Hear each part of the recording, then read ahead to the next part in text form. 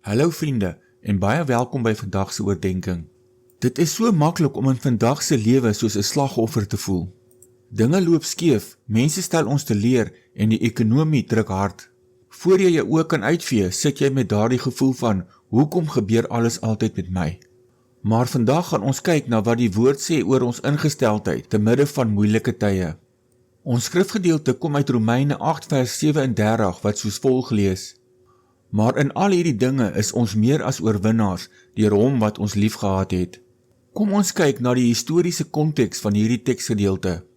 Die apostel Paulus skryf hierdie brief aan die vroeë Christene in Rome.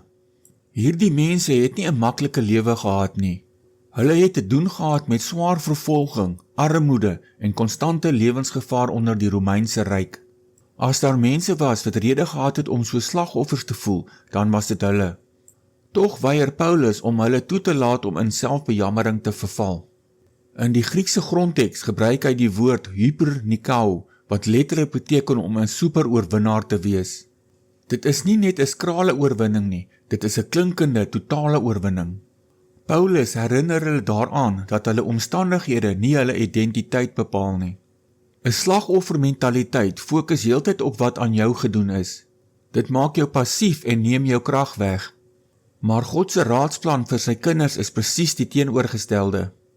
Jy is nie 'n slagoffer van jou omstandighede nie, jy is 'n oorwinnaar deur Christus.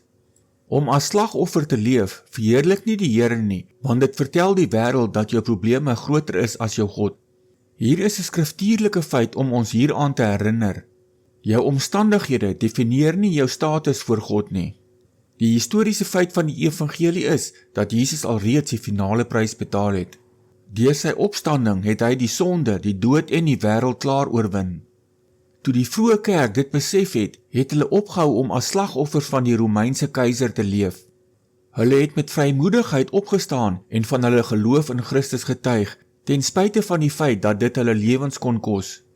Wanneer ons ophou kla en begin onthou wie in ons woon en waarheen ons op pad is, dan skuif ons fokus van ons probleme na God se grootheid. Dit is dan wanneer God verheerlik word en ons geestelik groei. Kom ons bid saam. Hemelse Vader, vergewe my dat ek so gereeld in die struik van selfbejammering val. Vergewe my waar ek soos 'n slagoffer geleef het en vergeet het wie ek in Christus is. Dankie dat U my nie gemaak het om te kruip nie, maar om te oorwin deur U liefde. Ek weier vandag om my omstandighede toe te laat om my gees te breek.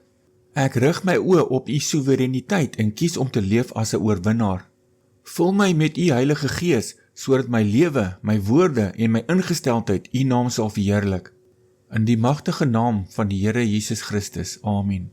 Onthou om hierdie video te like en te deel met iemand wat vandag hierdie bemoediging nodig het. Seën groete.